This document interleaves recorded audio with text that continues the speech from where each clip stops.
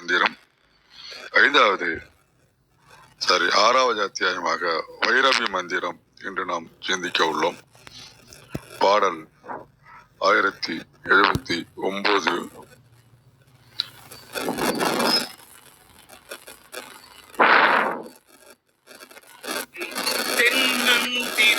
நந்தி சேவகன் கண்ணோடும் பொன்னங்கிரியின் பூதலம் தோற்றிடும் பன்னும் பரிப்பிடி அந்தம் பகவனோடு உன்னும் திரிபுரை ஓதி நின்றானுக்கே. இதில் நான் உணர்வது என்ன என்றால், சிவபெருமான் நம்மை காக்கக்கூடிய ஒரு அழகிய வீரனாக இருக்கின்றான், சேகவனாக இருக்கின்றான். கைலை மலையில் அவனுடன் பெண் யானை போல அம்மையும் வீட்டிருக்கின்றாள், நம்மளை காக்கின்றாள். நாம் அவர்களை இடையிறாது அவருடைய திருவடிகளை சிந்திக்குமையானால் அவனுடன் உரையும் திருவுரையும் நமக்கு அருள் புரிவார் அப்படின்னு சொல்லுவதாக உணர்கின்றேன். சத்யநாராயணன் ஐயா, வணக்கம். நீங்க தளத்தை வழிநடத்துங்கள். நன்றி. அனைவருக்கும் இனிய காலை வணக்கம். அம்மா இந்தியா கௌரி அம்மா, உங்களுக்கான நேரம் இது, நீங்க விளக்கம் சொல்லலாமா?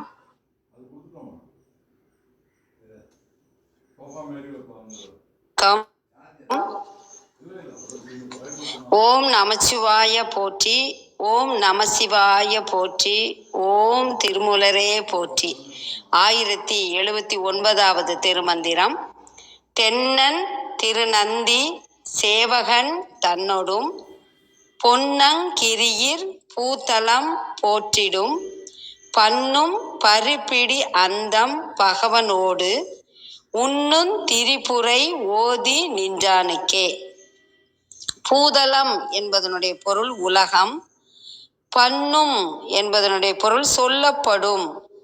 பரி அதனுடைய பொருள் பரிவு. பகவனோடு உண்ணும் அதனுடைய பொருள் சிவனோடு எண்ணி வழிபடும். தென்னவனாகிய சிவபெருமான் பொன்மலையாகிய கைலாய மலையில் நந்தி காவலனுடனும் உலகையெல்லாம் காத்து அருளும் அருள் மிகுந்த பார்வதி தேவியுடனும் வீற்றிருக்கின்றான். உள்ளன்போடு ஓதி உணர்வாருக்கு அவர் உள்ளத்தில் வாழும் திரிபுரையாக அம்மை அருளுவாள் என்கிறார் திருமூலர். இன்னொரு உரையாசிரியர் சற்று நுட்பமாக விளக்கம் தந்துள்ளார். அழகிய சிவபெருமான் திருநந்தியாகிய காவலன் ஆவான். அவனோடும் திரு வெள்ளி மலையில் அனைத்து உலகும் காத்தருளும் பெண் யானை அணைய அம்மை வீற்றிருக்கின்றாள். திருவடி பேரு உண்ணி திருமுறைகளை நாளும் இடையராது ஓதி நிற்பார்க்கு அந்தமாகிய பகவன் என்னும் அண்ணலோடு உறைந்து திரிபுரை அருள் புரிவாள். சேவகன் அப்படிங்கிறது வீரன். பொன்னங்கிரி திரு கைலாயம். பன்னும் அப்படின்னா கூறப்படுகின்ற. பரிபிடி அதனுடைய பொருள் இரக்கமுள்ள. இம்மந்திரத்தில் சிவனை அந்தம் பகவன் என்றும் வேறோரிடத்தில் ஆதி பகவன் என்றும் வழங்கியுள்ளதை நாம் அறியலாம். இதற்கு சற்று இணையான பாடல் அபிராமி அந்தாதியில் அபிராமி பட்டர் அருளிய 83வது பாடல். விரவும் புதுமலர் இட்டு நின் பாத விரை கமலம் இரவும் பகலும் இறைஞ்ச வல்லார் இமையோர் எவரும் பரவும் பதமும் ஐராவதமும் பகீரதியும் உறவும் குலிசமும் கற்பக காவும் உடையவரே. அருமையான பாடல். நின் பாத விரை கமலம் விரவும் புதுமலர் இட்டு இரவும் பகலும் இறைஞ்ச வல்லார். இதனுடைய பொருள், உனது திருவடியாகிய நறுமணம் பொருந்திய தாமரையை மணமிக்க பல வகை புதிய மலர்களை கொண்டு இரவு பகல் எந்நேரமும் பணிந்து வழிபட வல்லவர்கள் சில சிறப்புகளை எய்துவர் என்கிறார். என்னென்ன சிறப்புகள்? இந்த பாடலில் உள்ளவற்றை பார்ப்போம். இமையோர் எவரும் பரவும் பதமும் ஐராவதமும் உடையவரே. தேவர்கள் அனைவரும் போற்றும் இந்திர பதவியும் பதவிக்கு உரிய சிறப்புகளான வெள்ளை யானை முதலியனவும் வல்லவர்களுக்கு உடையனவாகும். பகீரதியும் உறவும் குலிசமும் கற்பக காவும் உடையவரே. உறவு என்ற சொல்லின் பொருள் வலிமை அல்லது ஆற்றல். குலிசம் என்பதனுடைய பொருள் வஜ்ராயுதம். ஆகாய கங்கையும் ஆற்றலும் கற்பக சோலையும் இரவும் பகலும் இறைஞ்ச வல்லாருக்கு உடைமை ஆகின்றன என்று பாடலில் அருமையாக எடுத்துரைத்துள்ளார் அபிராமி பட்டர். அனைவருக்கும் நன்றி, வணக்கம். சிவசிவ திருச்சிற்றம்பலம். ரொம்ப நன்றிங்கம்மா. இன்னைக்கு பாடல் பாத்தீங்கன்னா 1079 திரிபுரையின் அருள். பாடல் தென்னன் திருநந்தி சேவகன் தன்னோடும் பொன்னங்கிரியில் பூதலம் போற்றிடும் பண்ணும் பரிபிடி அந்தம் பகவனோடு உண்ணும் திரிபுரை ஓதி நின்றானுக்கே. சரவணன் ஐயா அவர் பாணியில சொல்லுவாரு. நம்ம ஒரே ஒரு நிமிடத்துல ஒரு உரையில இருந்து நம்ம சொல்லிடுறோம். ஏதாவது இலக்கணம் சார்ந்ததுன்னா நம்ம அர்த்தநாரி ஐயாவும் இருக்காரு, விளக்கம் கேட்டுக்கலாம். உள்ளத்தில் பொருள் வடிவாக எண்ணப்படுகின்ற திரிபுரை ஆகிய வைரவி மந்திரத்தை உயர்த்து சொல்லப்படுகின்ற அன்பினால் ஆகிய மேற்கோளோடு வாழ்நாளின் இறுதி வரை சிவனோடு வைத்து சொல்வடிவிலும் ஓதி வரும் அன்பன் பொருட்டாக அவளை நில உலகம் கைலாய மலை போலவே சிவனோடு தன்னகத்து வைத்து போற்றுகின்றது. குறிப்பு பார்த்தீங்கன்னா, தென்னன் சிவன், தென் அழகு, பொன்னங்கிரி மேரு, பரிபிடி அன்புடை பெண் யானை, சேவகன் வீரன், கிரியினில் கிரியை போல் பரிதல், கிரியை போல் பரிதல்னா அன்பு செய்தல், கட்டு ஓட்டு முதலியன போல, பிடி என்பது முதனிலை தொழிற்பெயர். கட்டு ஓட்டு முதலியன போல பிடி என்பது முதனிலை தொழிற்பெயர். பரிபிடி நிகழ்கால வினைத்தொகை. பிடியுடு என உருபு விரிக்க அப்படின்னு போட்டிருக்காங்க. திரிபுரை என்றது அவளது நாமத்தை ஓதி நின்றானுக்காக அவள் கையிலையை போல் சிவனோடு வெளிநிற்றலை பூதலம் போற்றிடும் என உலகின் மேல் வைத்து கூறினார். ஓதி நின்றான் அவனை சிவனோடு இங்குதானே காண்பான் என்றவாறு திரிபுரவாகிய வைரவி மந்திரத்தை ஜெபிப்பவர் சிவத்தோடு ஒப்ப வைத்து வணங்கப்படுபவராவார்.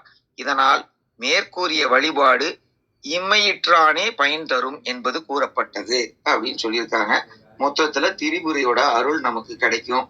உள்ளத்துல உள்ளமே கோயிலா இருந்தா அதுல சிவனோட திரிபுரையும் அருள் புரிவாள்னு நம்ம எடுத்துக்கலாம். வாய்ப்பு தந்தமைக்கு நன்றி.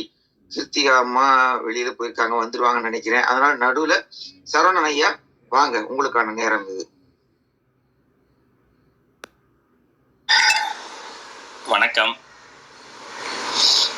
முதலடியில தென்னன் திருநந்தி சேவகன் தன்னோடும் அப்படின்றாரு.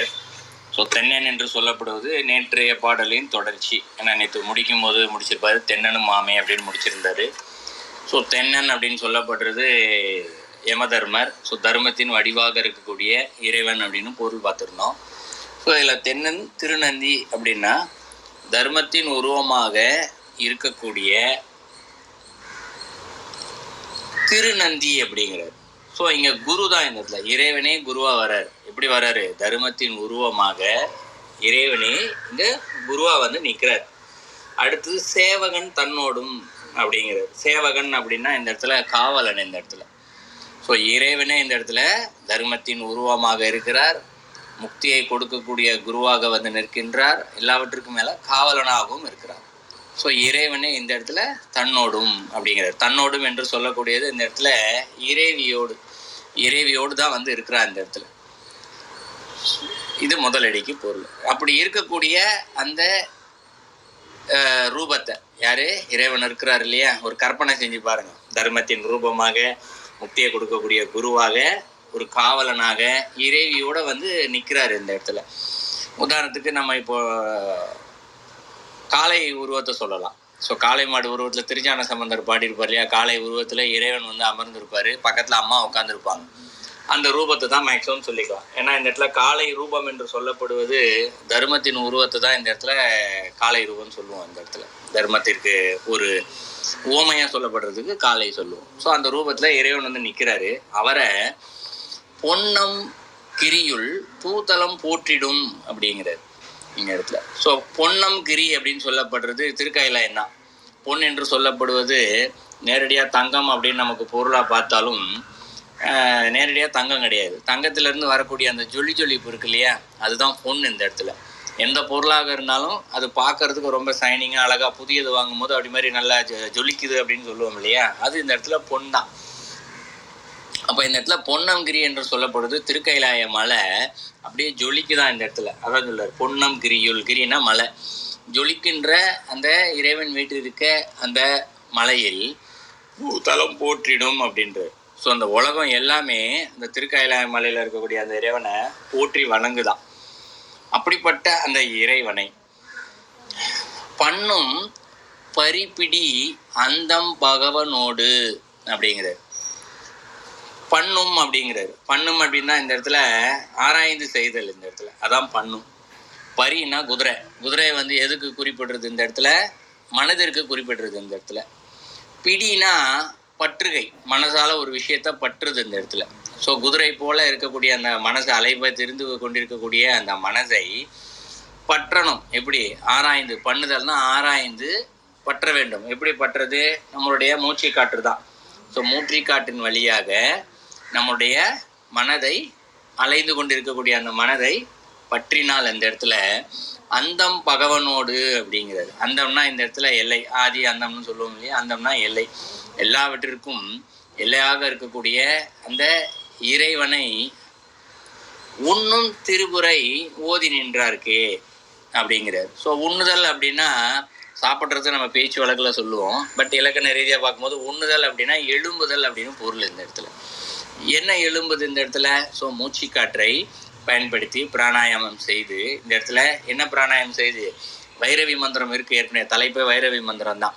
அந்த வைரவி மந்திரத்தில் முதல் பாட்டிலே பார்த்தோம் 14 மந்திரங்கள் இருக்குது, எழுத்துக்கள் இருக்குது அப்படின்னு பார்த்துருந்தோம். அந்த மந்திரத்தை மூச்சு காற்றோடு சேர்த்து ஜெபித்து நமது மனதை பற்றினால் அந்த பகவனோடுங்கிறாரு. பகவன்னா இந்த இடத்துல தேவன். எந்த தேவன்? வைரவி மந்திரத்திற்கு ஒரு தேவதை இருக்காங்க இல்லையா, வைரவின்னு சொல்கிறோம் இல்லையா, பைரவருக்கு இருக்கக்கூடிய அந்த சக்திமே வைரவின்னு சொல்கிறோம். ஸோ அதான் பகவன், அந்த தெய்வம் உண்ணும் திருப்புரை ஓதி நின்றார்க்கேன்னு சொன்னா இல்லையா. ஸோ அந்த தெய்வம் என்ன ஆகுதான்? எழும்புதான் இந்த இடத்துல. உண்ணும் என்று சொல்லப்படுவது எழும்புதல். யார் எழும்புறா? திருப்புரையாக இருக்கக்கூடிய அந்த சக்தி ஓதினா அந்த மந்திரத்தை யார் ஜெபிக்கிறாங்களோ அவர்களோடு சேர்ந்து இந்த இறைவியும் நிற்கின்றாள். இது பொருள் இந்த பாடல். ஸோ நாலடிக்கும் சேர்த்து பொருள் பார்க்கும் பொழுது வைரவி மந்திரம் இருக்கு. இந்த வைரவி மந்திரத்தை யார் மூச்சு காற்றோடு சேர்த்து ஜெபித்து அந்த தன்னுடைய மனதை அலைந்து கொண்டிருக்கக்கூடிய அந்த மனதை ஒருநிலைப்படுத்தி வைக்கிறார்களோ அவர்களோடு இந்த திருப்புரை சக்தியும் வந்து நிற்பாள், அவரோடு சேர்ந்து வீட்டிருப்பாள். அப்படி வீட்டு இருக்கும்போது நாம் என்ன பார்க்கலாம்? இந்த இடத்துல தர்மத்தின் உருவமாக இருக்கக்கூடிய அந்த இறைவனை இல்லையா, குருவாக இருக்கக்கூடிய அந்த இறைவனை, முக்தியை கொடுக்கக்கூடிய இறைவனை, காவலனாக இருக்கக்கூடிய அந்த இறைவன், அம்மையப்பையோடு வந்து சேர்ந்து இருக்கக்கூடிய அந்த இறைவனை, கைலாசத்தில் இருக்கக்கூடிய அந்த இறைவனை, அனைவரும் இந்த உலகமே போற்றி வணங்கக்கூடிய அந்த இறைவனை இங்கு நாம் காணலாம். இதுதான் அந்த பாடலுடைய கருத்து. நன்றி. ரொம்ப நன்றி. இப்ப அடுத்து கிருத்திகா அம்மாக்கான நேரம். வாங்கம்மா, உங்களுடைய பார்வையில இந்த பாடலோட விளக்கத்தை பார்ப்போம். நன்றி. இடையில ஏதோ கிளிச் ஆயிருந்துச்சுன்னு நினைக்கிறேன். அதனால வெளியில போயிட்டு உள்ள வர வேண்டியதா போச்சு. இந்தியாமாவோட விளக்கம்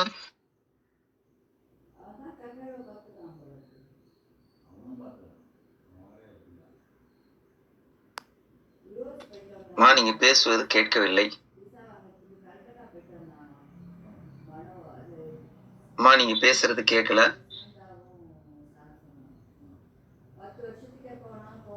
காத்திருக்கிறோம். பொன்னங்கிரியில் பூதலம் போற்றிடும் அப்படின்ற என்னையா இப்பதான் கேக்குது. இப்போ பொன்னங்கிரின்னு சொன்னீங்கல்ல, முதல்ல அதுக்கு முன்னாடி பேசுனது கேட்கல. விந்தியா அம்மா பேசுனது கேட்டேன்னு சொன்னீங்க. அதுக்கப்புறம் இப்ப பொன்னங்கிரிங்கிறத வந்து ஆரம்பிக்கிறீங்க. தொடருங்க. ஓ, கேக்கலையா? இப்ப தெளிவா இருக்குமா? அப்படியே தொடருங்கம்மா. ஓகே. தென்னன் திருநந்தி சேவகன் தன்னொடும் அப்படின்னு சொல்றாரு. அதுக்கப்புறம் இன்னும் 3வது வரியில என்ன சொல்றாரு? பன்னும் பிரிபடி அந்தம் பகவனோடு உண்ணும் திரிபுரை அப்படின்றார். அப்போ இறைவனோடு இருக்கக்கூடிய பகவனோடு அப்படின்னா நமக்கு தெரியும். அவன் தன்னுடைய இறைவனோடு பகவான் அப்படின்னு நம்ம சொல்லக்கூடியவன் யார்? அந்த இறைப்பரம்பொருள், சிவபரம்பொருள் அப்படின்னு நமக்கு தெரியும். அப்ப அப்படி சொல்லியாச்சு. அப்போ என்ன பன்னும் பிரிபிடி அந்தம் அப்படின்னா அதுக்கும் இந்த முன்னாடி வரிக்கும் ஒரு தொடர்பு இருக்கு. ஆனால் நம்ம இந்த இடத்த தெளிவு பண்ணிக்கலாம். பன்னும் பிரிபிடி அந்தம் அப்படின்னாக்க பரிபிடி, மன்னிக்கணும், பரிபிடி அப்படின்னா அன்பால் இருக்கக்கூடிய பெண் யானை, அன்பாக இருக்கக்கூடிய பெண் யானை. நமக்கு வந்து தெரியும் யானை கூட்டத்துல யார் தலைவின்னு தெரியும். பெண் யானை தான் தலைவி. யாரை சேர்த்துக்கணும், யாரை சேர்க்க கூடாது, குழந்தைங்க வந்து அப்படி அன்போடு வைத்துக்கும். அந்த யானை குட்டி வந்து அம்மா விட்டு அந்த பக்கம் இந்த பக்கம் போகக்கூடாது, விடாது. அந்த கூட்டத்துக்கு தலைவியாக நிற்கக்கூடிய தன்மை யாருக்குதான் இருக்கும் அப்படின்னா அந்த யானைக்கு. அத்தனை பரிவா அப்படி இருக்கும். கொம்பன் அப்படின்னு சொல்லக்கூடிய ஆண் யானை மூர்க்கன் தான் என்னைக்குமே. அது ஒத்த யானையா இருக்கும்.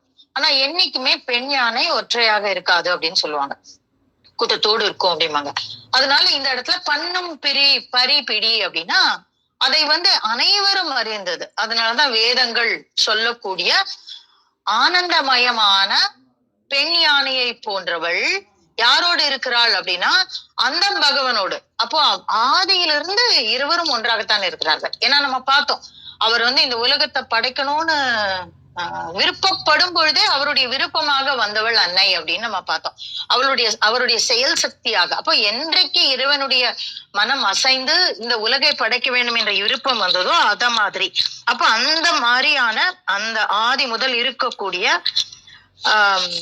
அந்த பகவனோடு உண்ணும் திரிபுரை அப்படின்னு சொல்லி இந்த ஒரு வார்த்தையை பார்த்துக்கலாம். அப்போ இந்த முதல்ல இருக்கக்கூடிய 3 ஒரு பேர் சொல்றாங்க. தென்னன் திருநந்தி சேவகன் தன்னொடும் அப்படிங்கிற. அப்ப அது யாரு அப்படின்ற ஒரு கேள்வி பார்க்கணும் நம்ம. அப்ப நம்ம நேத்திக்கே பார்த்தோம், தென்னன் அப்படின்னா யமன் இருக்கக்கூடிய திசையை தெற்குன்னு சொல்லுவோம். அதனால தென்னவன் தென்னன் அப்படின்னா யாரு? யமன் அப்படின்னு பார்த்துட்டோம். இப்ப எதுக்கு இந்த வரிசை வருது? இது இறைப்பரம்பொருள், இதுதான் சிவபரம்பொருள்னு நம்ம எடுத்துட்டோம்னா 3வது வரியிலையும் சிவபரம்பொருள் வராரு. ஒரு பொருள் கொள்றதுக்கு உண்டான சாத்தியம் இருக்கு. யாரு என்ன அப்படின்னாக்க தென்னன்னா யமன், திருநந்தி அப்படின்னு சொல்றாங்க. இந்த திருநந்தி அப்படிங்கிறவங்க நம்ம தெரியும் நந்தியம் பெருமான் அப்படின்னு நம்ம எடுத்துக்கலாம். நந்தியம் பெருமான்னு நம்ம எடுத்துட்டோம்னா சேவகன் அப்படின்னா யாரு? வீரர்கள் அப்படின்னு. இப்ப யார் வீரர்கள்? இந்த வீரர்கள்ங்கிறதுக்கு நம்ம 2 விதமான பொருள் கொள்ளலாம். என்ன அப்படின்னாக்க வீரமுடையவர்கள் வீரர்கள். அப்ப இந்த இடத்துல எதற்காக வீரர்கள் வருகிறார்கள் அப்படின்னா வைராகியத்தோடு அன்னையை பற்றி கொண்டிருப்பவர்கள் வீரர்கள் அப்படின்னு சொல்லுவாங்க. இத வந்து வீராராத்யா அப்படின்பா. அது யாரு வீராராத்யா? மன வைராகியத்தோடு இது வந்து சகஸ்ரநாமத்துல வரக்கூடிய ஒரு நாமம். வீராராத்யா அப்படின்னா யாரு? வீரர்களுடைய மனதில் இருப்பவள் அப்படின்னு அர்த்தம். யாரு வீரர்கள்? படையில் வெல்பவர்களும் வீரர்கள் தான், வைராகியத்தில் வெல்பவர்களும் வீரர்கள் தான். அப்போ அவர்களுக்கு வீரத்தை ஊட்டக்கூடியவளாக அந்த வீரமாக இருப்பவள் யார் அப்படின்னா அன்னை. அதனாலதான் இந்த இடத்துல சேவகர்கள். அப்ப இந்த இடத்துல சேவகர்கள்ங்கிறத நம்ம வந்து அன்னையோடு தீவிர பக்தியோடு இணைந்திருப்பவர்கள் அப்படின்னு நம்ம வச்சுக்கலாம். அப்ப இந்த யமன் திருநந்தி அப்படின்னா திருநந்தி வந்து இந்த 2 விஷயமா எடுத்துக்கலாம். இந்த திருநந்திக்கும் சகஸ்ரநாமத்துல ஒரு பதம் இருக்கு. என்னன்னா நந்தி வித்யா அப்படின்னு சொல்றாரு. யாரு நந்தி வித்யா? அன்னைதான் நந்தியினுடைய வித்யாக இருப்பவள் அப்படின்னு பொருள் சொல்றவங்க இருக்காங்க. நந்தி வணங்கக்கூடிய தெய்வமாக இருக்கக்கூடியவள் அன்னை இந்த திரிபுரை அப்படின்னு சொல்றாங்க. அப்ப இந்த நந்தி வணங்கக்கூடியவள்னா இவங்க எல்லாருமே யாரு அப்படின்னா மிகப்பெரிய சாக்த பக்தர்கள், அன்னையினுடைய ருஷிகள்னு சொல்லுவாங்க இவங்கள. அந்த ரிஷிகள் வேற, ருஷிகள் அதாவது அன்னையினுடைய அருள் அமுதத்தை பெற்றவர்கள் அப்படின்னு சொல்றவங்கள மிக மிக முக்கியமானவர்கள் யாரு அப்படின்னாக்க பிரம்மா, விஷ்ணு, சிவன், யமன், திருநந்தி, இப்படி வரிசை வருது. யாருடைய வரிசையில? இந்த கடவுளர்கள் வரிசையில. அதற்கப்புறம் அகத்தியர், லோபமுத்ரா, அவங்க எல்லாம் வருவாங்க, அது வேற. ஆனா இந்த இடத்துல ருஷிகள்னு சொல்லக்கூடியவங்க யாரு அப்படின்னா பிரம்மா, விஷ்ணு, சிவன், யமன், திருநந்தி அப்படிங்கிற ஒரு வரிசை வருது. அப்போ இந்த யமனுடைய தேவி உபாசனை எந்த அளவுக்குன்னா நம்ம தேவி பாகவதத்துல பார்த்திருக்கோம். சாவித்திரிக்கும் யமனுக்கும் நடந்த உரையாடல்ல கடைசியில சாவித்திரிக்கு உண்டான ஒரு வழியாக அவர் எதைதான் சொல்றாரு அப்படின்னா தேவி உபாசனையை தான் சொல்லி கொடுக்கிறார். கடைசியில நீ இந்த தானம் பண்ணா, இந்த தர்மம் பண்ணா உனக்கு இது கிடைக்கும், அது கிடைக்கும், இது கிடைக்கும், அது கிடைக்கும் எல்லாம் சொல்லிட்டு கடைசியில நீ என்ன சொல்றாரு அப்படின்னா நீ நிர்குணமான பிரகிருதி வடிவமாக இருக்கக்கூடிய பரபிரம்ம ரூபிணியாக விளங்கும் தேவியை நாள்தோறும் நீ வழிபாடு செய்வாயாக. அப்படி பண்ணினா மணித்வீபத்துல நீ அவளோடு இருக்கக்கூடிய பேற்றை நீ அடையலாம், என்றும் நித்திய சூரியாக நிரந்தரியாக உன்னால் வாழ முடியும் அப்படின்னு சொல்லி தேவியினுடைய பாத சரணங்களை தான் சாவித்திரிக்கு யமன் காட்டி கொடுக்கிறாரு. அப்ப இந்த ருஷிகள்ங்கிறவங்க யாரு அப்படின்னா தான் அனுபவித்து அந்த அனுபவத்தை மற்றவர்களுக்கு கொடுக்கக்கூடியவர்கள் ருஷிகள் அப்படின்னு நம்ம புரிஞ்சுக்கலாம். அப்ப அதுல யாரு ரொம்ப முக்கியமானவங்கன்னா அந்த வரிசைய சொல்றாங்க. என்ன? தென்னன், திருநந்தி. ஏன்னா நம்மளுடைய குரு மரபுன்னு நீங்க ஆரம்பிக்கிறத பார்த்தா நந்தியம்பதி கிட்ட இருந்துதான் ஆரம்பிக்கிறது. அங்க இருந்துதான் அவர்கிட்ட இருந்துதான் நம்மளோட குரு மரபே ஆரம்பிக்கிறது. அப்போ அவர்தான் இன்னைக்கு நம்ம ஸ்ரீவித்யா பேசுறோம், இன்னைக்கு நம்ம சாக்தம் பேசுறோம், இன்னைக்கு நம்ம அன்னையை குறித்து பேசுறோம் அப்படின்னாக்க யாரு? இன்னைக்கு திருமூலருக்கே யாருதான் குரு அப்படின்னா நந்தி தான் குரு. அப்போ அப்படி வரும் பொழுது நம்ம நந்தியும் ஒரு ருஷியாகத்தான் இருக்கிறார் அப்படின்னு சேவகன்னா வீரர்கள்னு நம்ம பார்த்தோம். இந்த சேவகர்கள்ங்கிறதுக்கு இன்னொரு அர்த்தமும் இருக்கு, வீர மாதா அப்படிங்கிற ஒரு அர்த்தமும் இருக்கு. அத நம்ம அப்புறமா பார்க்கலாம். அப்ப தன்னோடும் அப்படிங்கிற அவ யாரு? தன்னோடும் அப்படின்னா இந்த தேவியர் அனைவரும் அவளுடைய வியாபகமாகத்தான் அனைத்து தேவியரும் இருக்காங்க. நம்ம இது வரைக்கும் யார பார்த்தோம்? திரிபுரை அப்படின்னு பார்த்தோம், வைரவின்னு பார்த்தோம். ஆனா 64,000 கோடி யோகினிகள் இருக்காங்க. அவங்க எல்லாருமே யாருதான் அப்படின்னாக்க தேவியினுடைய வியாபகமாக, தேவியினுடைய உருவமாக, தேவியினுடைய மறு உருவாக இருப்பவர்கள் தான். அதனாலதான் அவ என்ன சொன்னான்னா தன்னோடும் அப்படின்னு உலகத்துல இருக்கிற அத்தனை பேரும். அப்ப இது ஒரு வரிசை, தேவி உபாசகர்களின் வரிசை. பொன்னங்கிரியில் பூதலம் போற்றிடும். அப்ப இவ எங்க இருக்கா? மேரு மலையில இருக்கா. பொன்னங்கிரினா இமயமலை நம்ம சரவணனையா சொன்னாரு, அற்புதமானது. அந்த பொன்னங்கிரியில் இன்னைக்கும் நமக்கு தெரியும் அந்த எப்படி இருக்குமா அப்படின்னாக்க அப்படியே திருநீர் அணிந்த மாதிரி இருக்குமா அந்த வெள்ளி மலை போர்த்தி இருக்கும் பொழுது. அதே சமயம் சூரியன் வந்த உடனே அந்த இதுல அந்த பனியில சூரியன் பட்டு அது அப்படியே தக தக தக தகன்னு ஜொலிக்குமா. அதனாலதான் பொன்னங்கிரியில் பூதலம் போற்றிடும், இந்த உலகம் போற்றிடும் அப்படிங்கிறாங்க. அப்போ அதுவும் நம்ம லலிதா சஹஸ்ரநாமத்துல பார்க்கலாம். மேரு மத்திய சங்கஸ்தா, மகாமேருவில் வீற்று இருக்கக்கூடியவள் அப்படின்னு ஒரு இது வரும், ஒரு பதம் வரும். அப்போ அந்த மாதிரி இவளை மேருவை வச்சு நிறைய அன்னையை போற்றக்கூடிய பதங்கள் நிறைய உண்டு சகஸ்ரநாமத்துல. அதுல இந்த வரிய நம்ம மனசுல நினைச்சு பாத்துக்கலாம். அப்படி போற்றக்கூடியவள் யாரோடு இருக்கிறாள்? அந்த மேருமலையில் இவர்கள் எல்லாம் பூஜிக்கக்கூடிய அன்னை அவளுடைய வியாபகங்களோடு எங்கே இருக்கிறாள் அப்படின்னா மேருமலையில். அந்த மேருமலை எத்தகைய மேருமலை? இந்த பூதலம் போற்றக்கூடிய மேருமலை. அங்கே யாரோடு இருக்கிறாள்? ஆனந்தமாக ஒரு தாய் யானையின் பரிவோடு, பகவனோடு, தன்னுடைய துணைவரோடு. அப்படின்னா எதனால இந்த இடத்துல வீர மாதா அப்படிங்கிற ஒரு வார்த்தையும் சொன்னேன்னா இந்ததான், அந்த தாய் யானை, ஆனந்தமான தாய் யானை அப்படின்னு சொல்றாங்க இல்லையா. அப்ப அதனால சேவகன் போது வீர மாதா அப்படின்னா யாருக்கு அவள் வீர மாதா? அப்படின்னு பார்த்தா இந்த உலகத்துல இருக்கிற அத்தனை பேருக்கும் அவள் தான் வீரமாதா. ஆனா அதுல வீரர்கள்னு சொல்லக்கூடியவங்க கிட்டத்தட்ட நவ வீரர்கள் அப்படின்னு ஒரு பதம் இருக்கு. அந்த நவ வீரர்களுடைய பதத்துல யாரெல்லாம் வருவாங்க, யார் அன்னையினுடைய நேரடி புத்திரனாக வரக்கூடியவர்கள் 9 பேரை சொல்றாங்க.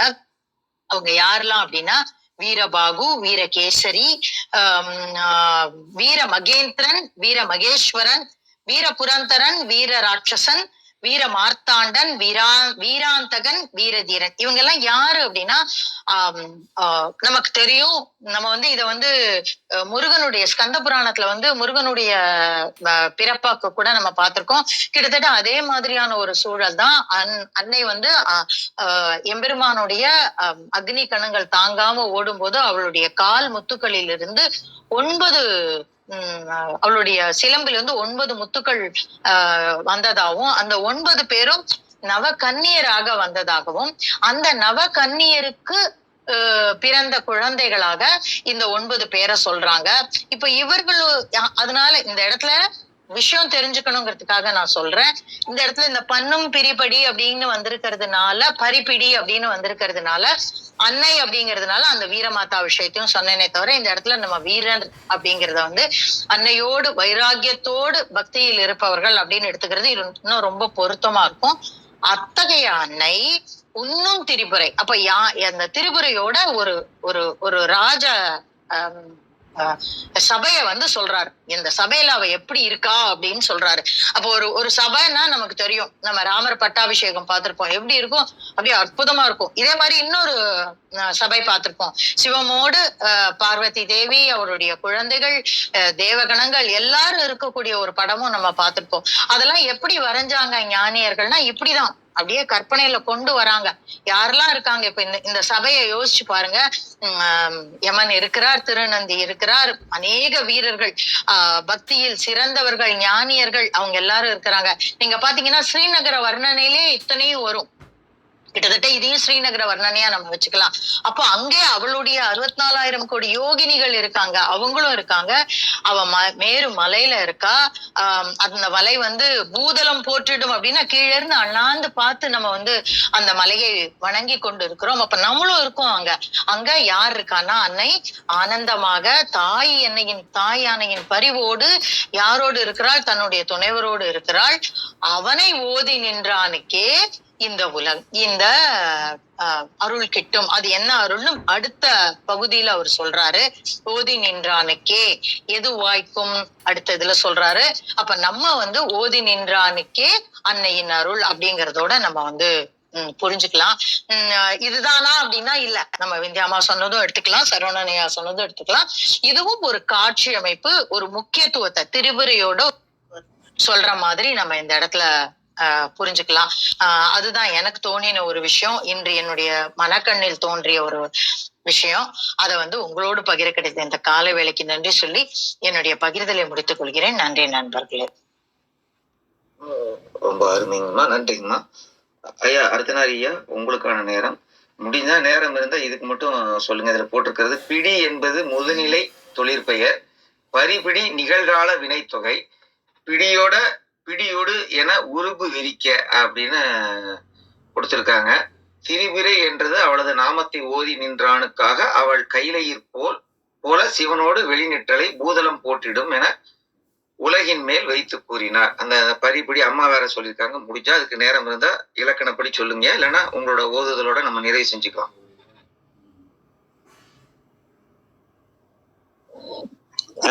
இங்க பரிபிடி அப்படிங்கிறது பரிங்கிறது பரிவு அப்படிங்கிற அன்பை குறிக்கக்கூடியது. பிடி அப்படிங்கிறது பெண் யானை. இது உமை அம்மைக்கு உவமை. இந்த இலக்கணத்தை பார்க்கறதுக்கு முன்னாடி ஒரு தேவாரம் சொன்னா அது ரொம்ப நல்லா புரியும். மாதர் பிறை கன்னியானை மலையான் மகளோடும் பாடி போதொடு நீர் சுமந்தேத்தி, போதுனா மலர், போதொடு நீர் சுமந்தேத்தி புகுவார் அவர் பின் யாதும் சுவடுபடாமல் ஐயார் அடைகின்ற போது, திருவையாறு, ஐயார் அடைகின்ற போது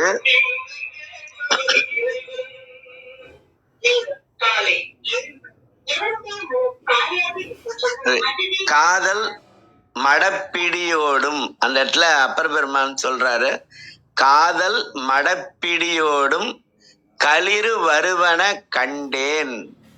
அதுக்கப்புறமா தான் ரொம்பவும் அருமையான வரி. கண்டேன் அவர் திருப்பாதம் கண்டறியாதன கண்டேன் அப்படின்னு சொல்லியிருப்பாரு.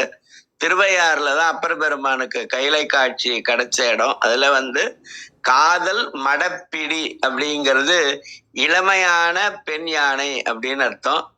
களிறு வருவன கண்டேன், அந்த ரெண்டும் பெண் யானையும் ஆண் யானையும் வந்ததுனால அந்த இடத்துல புளூரல்ல போட்டார். வருவன கண்டேன், கண்டேன் அவர் திருப்பாதம் கண்டறியாதன கண்டேன் அப்படின்னு இந்த தேவாரத்திலயும் இந்த பிடி அப்படின்னு சொல்லியிருப்பாங்க. அப்புறம் ஞானசம்பந்தருடைய தேவாரத்துல பிடி அதன் உருவுமை கொளமிகு கரியது வடிகொடும் தனதடி வழிபடும் அவர் இடர்கடி கணபதி வர அருளினன் மிகு கொடை வடிவினன் பயில் வழிவர முறையே.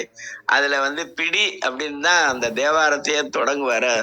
அது மாதிரி இந்த பிடி அப்படிங்கிற சொல் ஒரு அமிர்த சொல் அப்படிங்கிறது ஒண்ணு.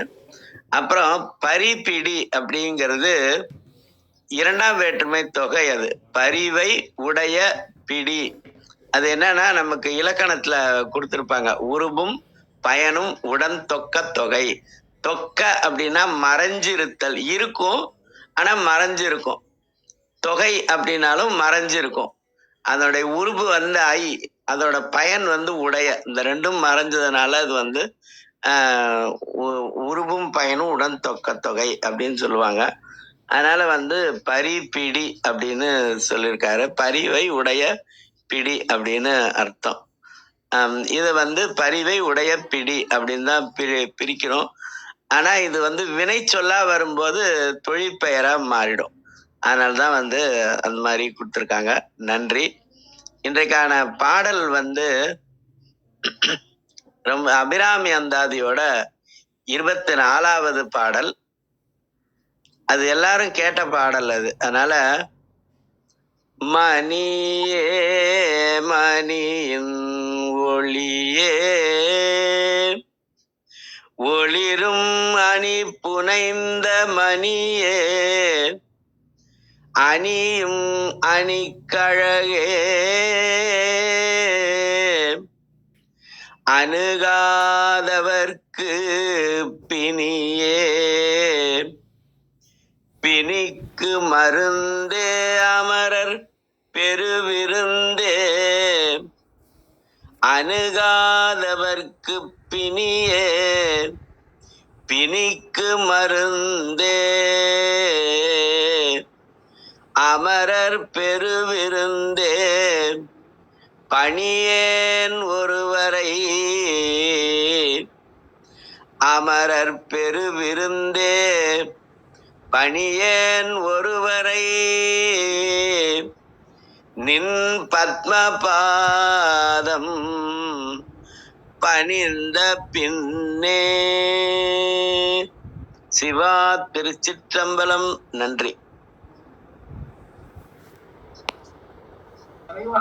ஐயா நிறைவு செஞ்சுக்கலாங்கய்யா. ரொம்ப நன்றிங்கய்யா. அர்த்தநாதியா நன்றி.